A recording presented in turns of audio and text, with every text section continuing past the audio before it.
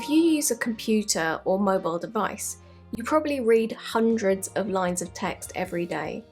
Maybe you've noticed that some text is a lot harder to read than other text. There are a lot of factors that make text harder or easier to read. The size, the spacing, the colour, the contrast against the background. Of course, the font choice plays a big part too.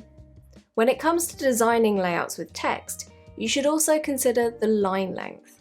Typographers refer to the line length as the measure of the text. Depending on the size of the device, you might be limited to a maximum width. Some mobile devices are as narrow as 320 pixels wide when held in portrait.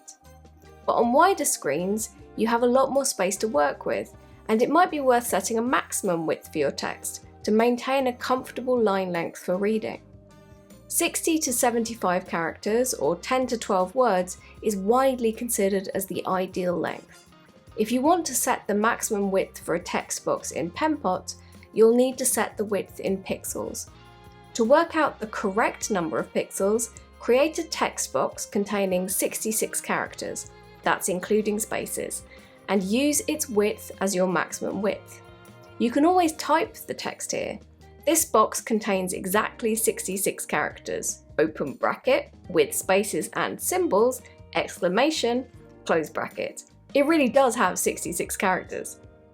Bear in mind that different font sizes will change the number of characters on each line, so you'll want to increase the line length for larger text and decrease the line length for smaller text. Join us at penpot.app/courses.